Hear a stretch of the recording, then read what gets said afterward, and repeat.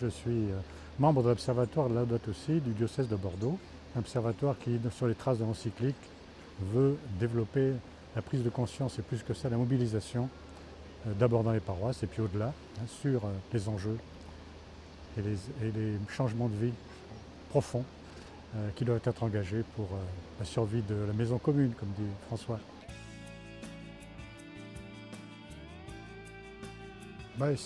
Ça semble assez naturel en fait. Tout le monde a trouvé un peu sa place, mélangé. Tout le monde est mélangé, brassé. Et ça c'est bien. Ouais, ouais. J'ai déjà rencontré 3 ou 4 diocèses là, qui étaient là depuis le nord de la France jusqu'au sud en passant par l'ouest. Et bon, c'est un moment de rencontre très, très intéressant.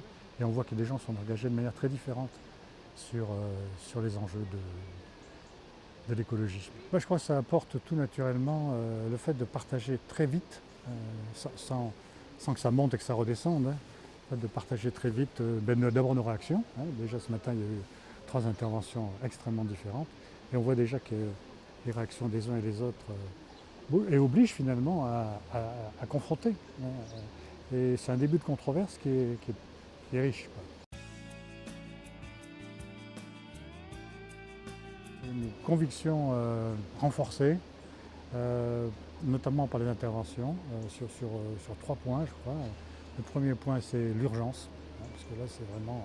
voilà. Il faut arrêter les discours, plutôt il faut les renforcer encore, peut-être. Il y a une urgence, une prise de conscience très forte à faire. Un terme qui a été beaucoup employé ce matin, c'était bouleversant. Bouleversant et bouleversement. Voilà. Et donc ça, c'est les 2 pans.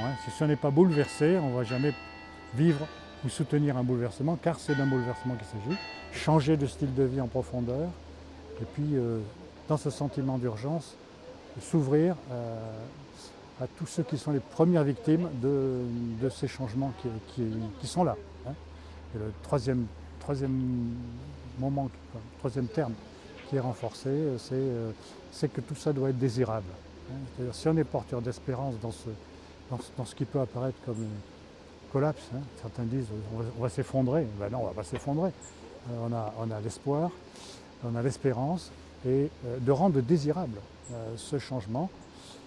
Plus de liens, moins de biens. Donc tout ça est possible encore.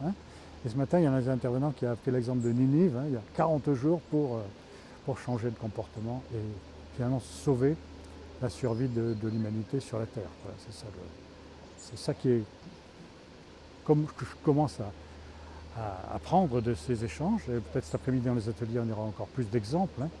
Il y a plein d'exemples qui font que c'est possible. Ben ça, c'est à nous de le porter et à le bénir, c'est-à-dire à dire que c'est bon, voilà, et à essayer d'engager et de s'engager dans cette voie.